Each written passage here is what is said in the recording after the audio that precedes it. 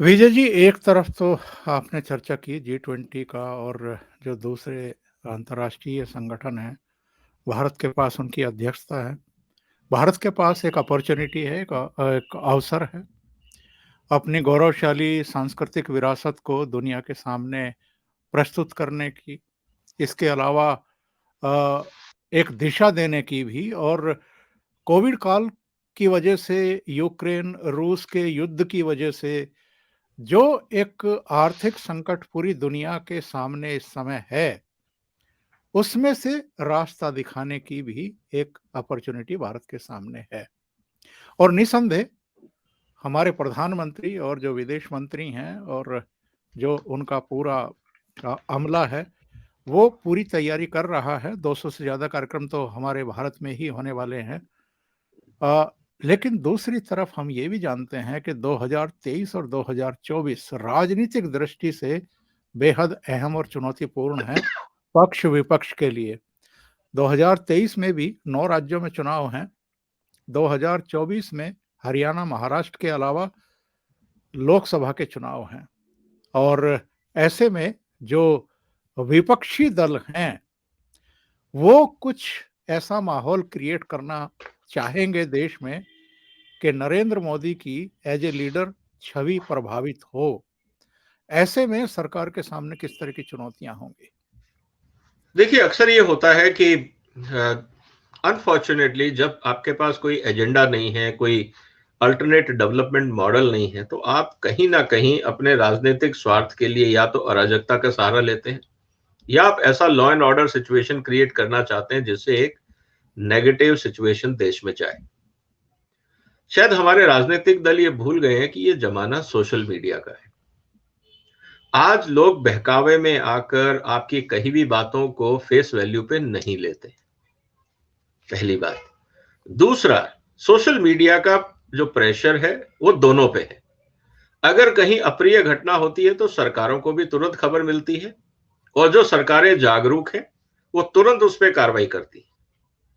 Law and order आप तुरंत control कर सकते हैं क्योंकि आज की स्थिति में जनता ये बर्दाश्त नहीं कर पाएगी कि दंगा हुआ और 24 घंटे तक पुलिस को ही पता नहीं लगा या कहां हुआ ये पता नहीं लगा, जबकि पूरे देश को सोशल मीडिया में पता लग गया। इसीलिए सोशल मीडिया मॉनिटरिंग हर पुलिस डिपार्टमेंट, हर सिक्योरिटी एजेंसीज, हर इंटेलिजेंस एजेंसीज का एक मेन एक्टिविटी हो गई है, क्योंकि जैसे ही कहीं घटनाएं होती हैं तुरंत उसको इंटीमेट कर दिया जाता है और वहां पे कार्रवाई हो जाती है।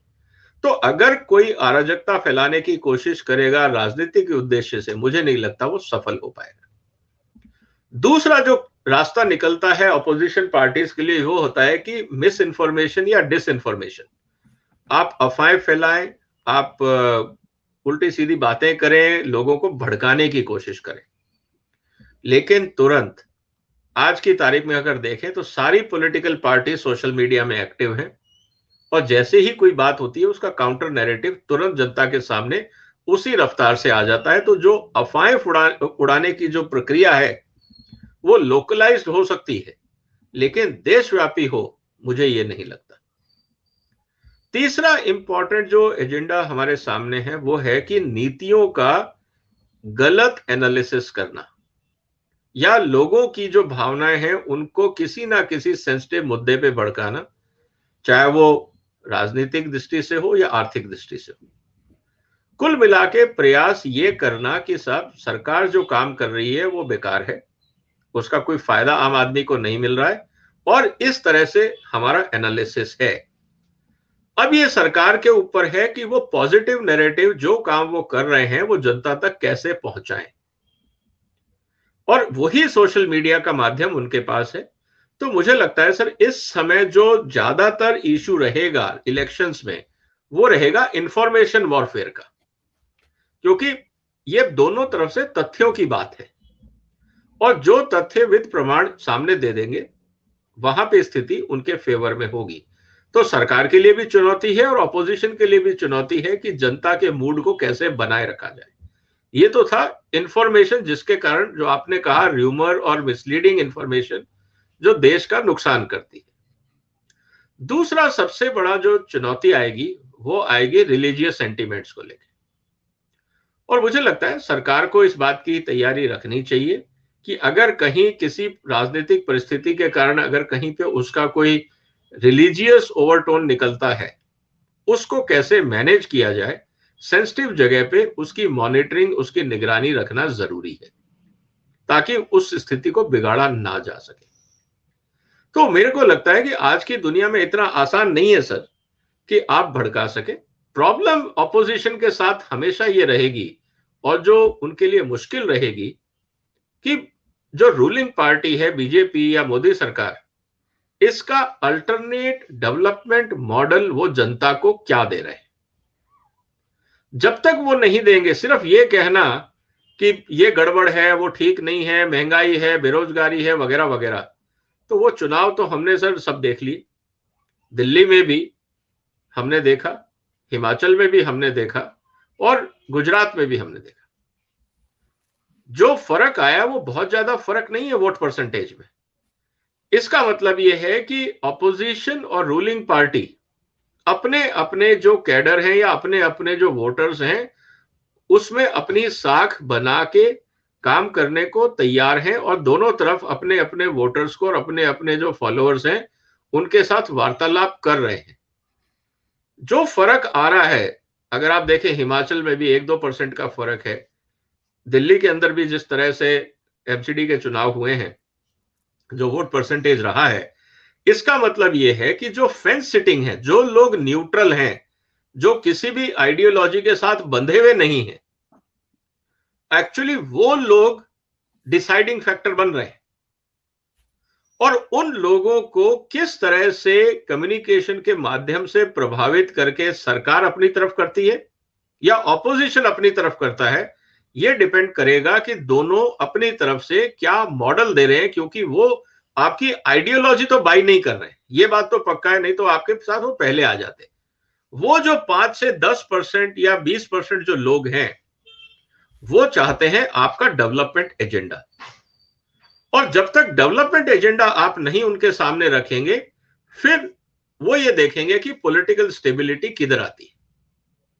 उनके पास दो विकल्प हैं, या तो आप बेहतर डेवलपमेंट एजेंडा दीजिए, अगर आप डेवलपमेंट एजेंडा नहीं दे सकते तो they will vote for political stability. और थर्ड ऑप्शन उनके पास है जो डेमोक्रेसी में एप्रिशिएटेड नहीं है, वो है एब्सटेन करना वोटिंग से। वो देश हित में नहीं है, वो हमारी डेमोक्रेसी के हित में नहीं है, तो एब्सटेन ना करें। जो आपको लगता है, जो सही लगता है, उस पर आप वोट करें। तो मुझे लगता है सर नैरेटिव आने वाले दिनों में ये बनेगा। और मुझे इस समय इसलिए कोई बहुत बड़ा चेंज पॉलिटिकल स्पेस में नहीं दिख रहा, क्योंकि ना तो हमें कोई अल्टरनेटिव लीडरशिप, इफेक्टिव लीडरशिप दिख रही है, ना किसी ऑपोजिशन पॉलिटिकल पार्टी ने कोई इफेक्टिव डेवलपमेंट एजेंडा जनता के सामने रखा है। सिर्फ ये कहना, क्रिटिसाइज करना, ये चलता रहता है, वो राजनीति है, ये हर देश का आम आदमी जानता है। तो मेरा ये असेसमेंट है कि मुझे कोई बदलती हुई परिस्थितियां नहीं दिखती। हाँ, जहां पे लीडरशिप वीक है, जैसे फॉर एग्जांपल हम राजस्थान की बात कर रहे हैं, जहां पे जो पंजाब में हुआ कांग्रेस में, वो कहीं राजस्थान में रिपीट ना हो जाए, ये एक कंसर्न है। रही बात छत्तीसगढ़ की या झारखंड की, वहां पे जो पार्टी है, ऑपोजिशन पार्टीज हैं, उनके पास अगर लीडरशिप मेंटेन करके और डेवलपमेंट प्लान देने की क्षमता है तो शायद जनता उनको दोबारा मौका दे दे, नहीं तो जनता अल्टरनेट ढूंढेगी। और इसी तरह से बाकी राज्यों में जहां चुनाव होने हैं, करीब 9-10 राज्यों में चुनाव है इस बार, अगर वहां पे इफेक्टिव डेवलपमेंट मॉडल नहीं आता है तो मुझे लगता है जनता वही फैसला करेगी जो उनके हित में है। तो बहुत बड़ा कोई उतार चढ़ाव मुझे नहीं दिख रहा है।